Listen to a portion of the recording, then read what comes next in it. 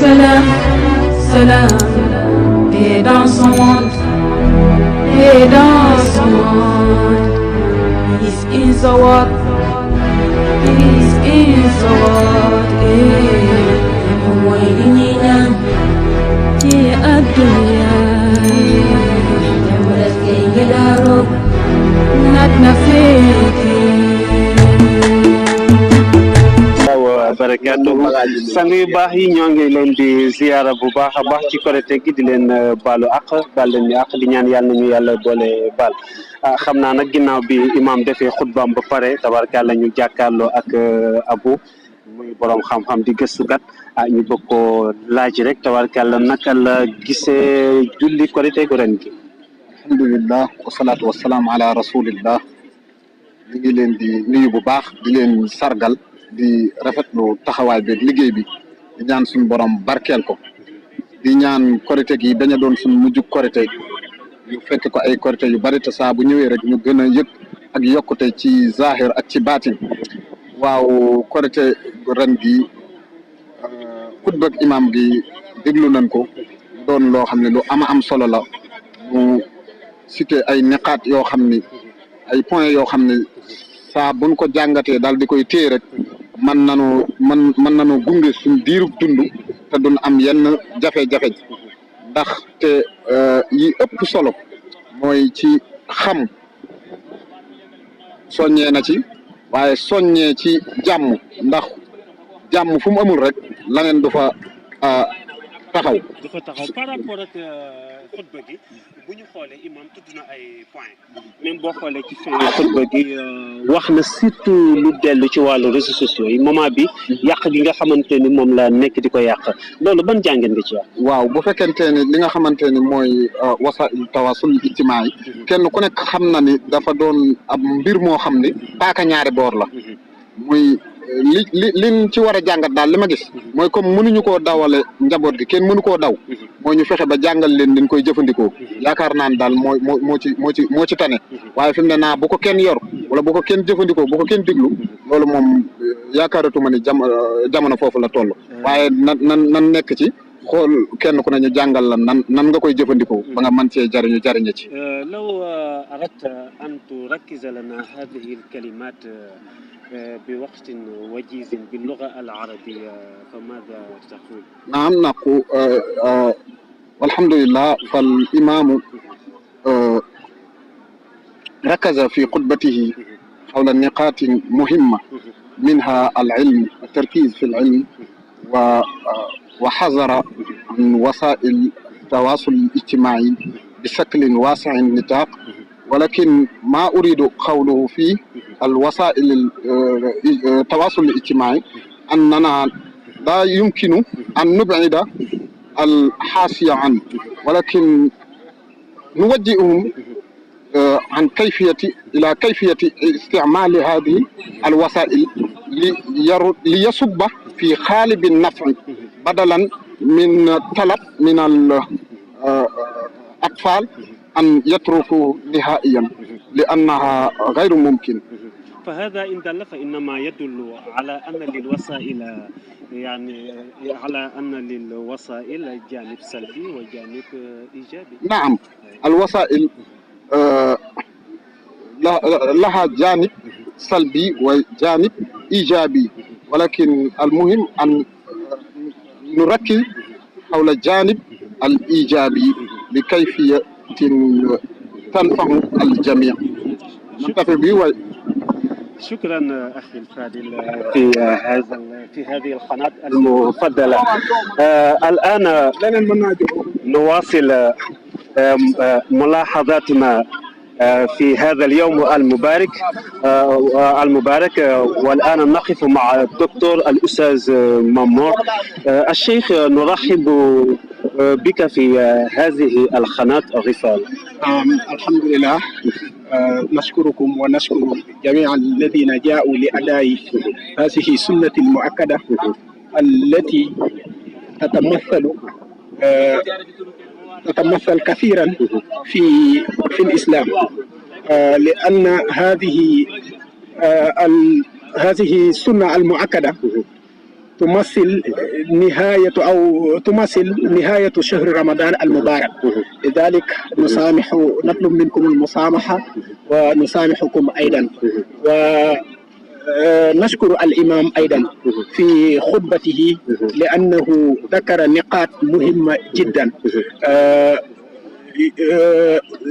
الخطبة تذكرنا العلاقات التي دارت بيننا بعلاقات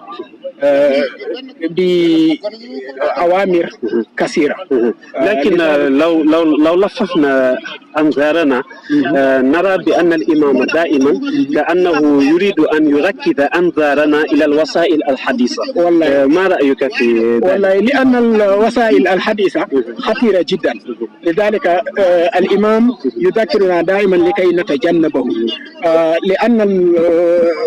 لأن الوسائل الحديثة فيه ما فيه ما نسمي فيه أمور أو فيه أشياء مهمة، ولكن فيه أشياء أيضا خطيرة جدا. يعني جانب إيجابي وجانب سلبي. نعم هكذا. ولكن يجب على المسلم أو على المؤمن أن يأخذ الجانب الإيجابي ويترك الجانب السلبي، لأن الجانب السلبي فيه ما فيه من الأخطار، فيه ما فيه يعني لا فائدة فيه. على كل حال لا فائدة فيه، ولكن المسلم دائما لابد أن يستعمل الأشياء التي يستفيده. شكرا أخي الفاضل، وشكرا لك أيضا يا أستاذ صاحب هذه القناة، قناة رسالة. نشكركم وندعو لها أن يعيد هذا اليوم أو هذا العيد عواما كثيرة إن شاء الله. نشكركم ونشكر يا جامو، نشكرك أيضا. ونشكر جميع المسلمين. شكرا يا أخي. شكرا. والآن قبل أن أواصل ضربنا في هذا المنوال من بين أستاذنا الفاضل أستاذ خادم وأخونا الصالح أستاذ نجاي، وأردت أو أود أن أتحدث معكم بوقت وجيز وبنقطة وجيزة حول خطبة الإمام. يا أخي لو لاحظنا نرى بأن الإمام ركز أو أراد أن يلفت أنظارنا في خطبته المهمة فيما يتعلق بالوسائل الحديثة. لكن ما رأيك في ذلك كعالم علام؟ لا أستطيع أن أتحدث كعالم، بل أتحدث كإنسان بسيط انتفع من خطبة الإمام انتفاعا باهرا. أولا أهنئ جميع المسلمين والمسلمات في هذا العيد المبارك أينما كانوا في مشارق الأرض ومغاربها، وأتمنى أن يكون هذا العيد سببا للذهاب الأحزان والكرب بحرمة رمضان المبارك. ونسأل الله سبحانه وتعالى أن يتقبل منا قيامنا وصيامنا وأن يوصلنا إلى الهدف الذي من أجله كتب علينا الصوم، كما قال تبارك وتعالى: كتب عليكم الصيام كما كتب على الذين من قبلكم لعلكم تتقون. الهدف هو التقوى. جعلنا الله من المتقين في الظاهر والباطن. أما خطبة الإمام لقد تحدث عن الأمر بالمعروف والنهي عن المنكر أولا، وهذا أمر يحتاج إليه المجتمع، لأن كل مجتمع غاب عنه غاب عنه هذان، يعني الأمر بالمعروف والنهي عن المنكر، سيصير كلا شيء كلا شيء كلا شيء. شكرا أخي. لأن الأمر بالمعروف والنهي عن المنكر هما بمثابة قاعدة أو ركن أساسي في المجتمع. كل ما غاب عن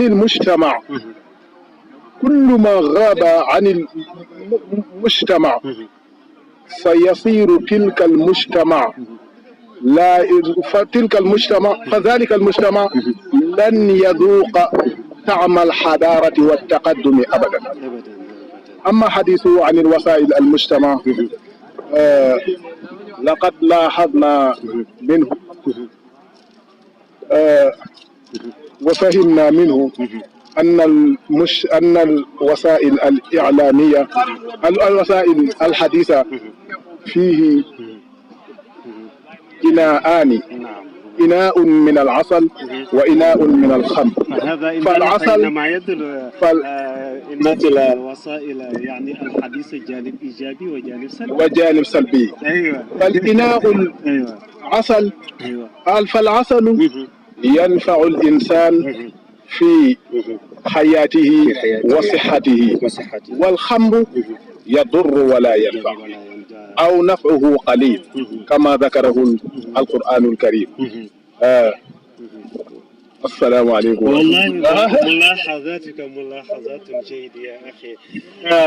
قبل أن ننتهي في هذا الصدد، أود أن أتحدث بوقت خليل وموجز بأستاذنا الفاضل أستاذ خادم. يا شيخ، نرحب بكم في هذا اليوم المبارك أولا، وحبيت الشيخ مرحبا. أيوة، لو لاحظنا في هذا اليوم المبارك، لا سيما ما وردت في خطبة الإمام الموسى، لو أردت أن تركز لنا ذلك فماذا قلت؟ السلام عليكم ورحمة الله. وعليكم السلام ورحمة الله. نحييك أستاذ ونحيي جميع متابعيك ونهنئكم ونهنئ الجميع المسلمين في هذا اليوم المبارك، وندعو الله أن يعيده أياما عديدة علينا وعلى المسلمين. نعم، بالنسبة للخطبة كما ذكرت كانت خطبة قيمة، وأتت بنقطة مهمة جدا كما لاحظتم. ركز على الأمر بالمعروف والنهي عن المنكر، وهو أمر من عماد الدين، من أهم العماد، لأن الدين من أهم مصالحه صلاح المجتمع، والأمر بالمعروف والنهي عن المنكر لا يتم صلاح المجتمع إلا به. لذلك كانت الخطبة مهمة وقيمة، يمكن أن يستفيد الناس أو السامعون منها. وكذلك أخيرا لاحظ أو نبه إلى أمر مهم، وهو فساد المجتمع وأسبابها، ومن أهم أسباب هذا الفساد كما ذكرتم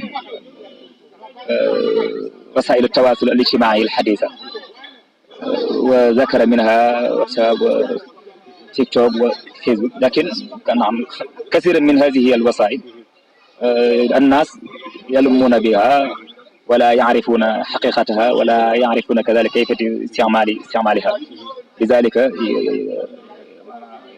أنا يسقطون على هوية يصعب منهم الخلاص منها. لكن المهم الخطبة جيدة وكذلك قيمة، وربما الناس استفادوا منها. لكن في الوسائل الحديثة نرى أن فيها يعني جوانب سلبية وجوانب إيجابية. قطعا في جوانب إيجابية. نعم، الأمر دائما يرجع إلى المستخدم إذا أتقن الأمر ويعرف إذا كان لديه أساس أو تربية أساسية فيمكن أو أن يعرف ما يستفيد ما يفيده وما لا يفيده وما يضره. لذلك دائما لم يرجع إلى المستهلك وهدفه وكذلك مقصده في الأمر. شكرا. كلمتك الأخيرة نعم كلمة حصة الموريتاني. الكلمة الأخيرة تهنئة وشكر وثناء على الله سبحانه وتعالى، تهنئة للمسلمين والشكر لهم وشكر لله سبحانه وتعالى، والصلاة والسلام على أشرف المرسلين. سبحان ربك رب العزة عما يصفون وسلام على المرسلين والحمد لله رب العالمين. بارك الله فيك. mbokk yi gannaaw bi nga seetaane vidéo bi ba pare ñu ngi lay ñaan nga bës fii ñu bind j'aime bu fekkee gande ci chaîne bi nag bësal fii nii ñu bind s'abonné après nga activé cloche bii nii mën nga tamit wax sa xalaat fii nii ci commentaire yi lii nag doo ci fay dara te dina tax vidéo buñ dugalati di nga ci jot.